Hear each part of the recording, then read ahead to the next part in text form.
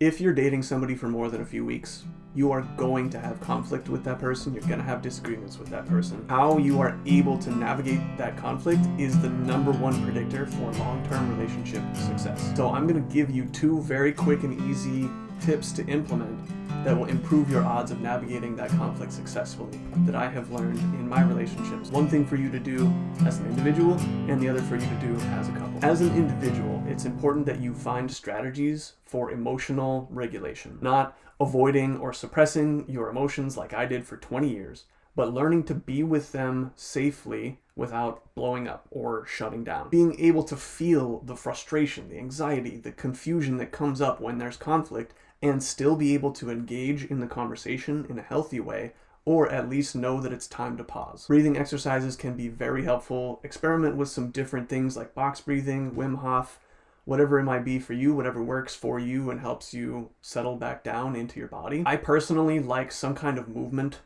going for a quick walk around the block or doing some stretching, some other kind of physical nourishment like drinking a glass of water or having a snack. These bring me back into my body while also giving me a couple of moments to just take a break. As a couple, what you'll need to navigate conflict are agreements or guidelines for how to operate in those conversations when emotions are running high.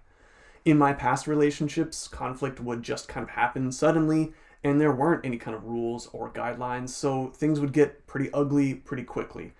People would be screaming, I would be shutting down. In my current relationship, we actually have a list, a shared notes document of 8 or 9 agreements for how we want to operate within these tough conversations that we inevitably have at least once a week. I think the very first agreement on our list is to frame a conversation from a place of love and collaboration. When constructive criticism needs to happen, which is the majority of the time if there's conflict, right? Since we are both pretty sensitive people, we make sure it's coming from a place of love and collaboration. Like, hey, there's a thing from yesterday's conversation that's lingering with me, and I just don't want to carry it around. I really love you and I want to let it go. So I'm interested in working through that with you. And then the very next agreement comes into play, which is a simple but very crucial one.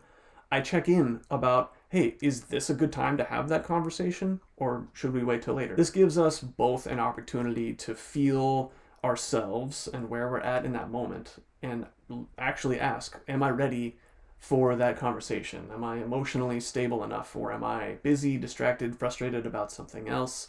Then maybe after dinner is a better time. Very importantly, with regard to these agreements, when one of them is broken, it's not a reason to shame each other. Not like, oh, you didn't check in about whether it was a good time. You just started having the conversation. It's not like that. The agreement being broken just means that it's time to slow down. So hit me up if you want any other suggestions for emotional regulation strategies or other agreements that might be helpful in your relationship for navigating conflict. If you have any questions or just want to talk about it, drop a comment below or go to my website, book a free call, and we can chat about it.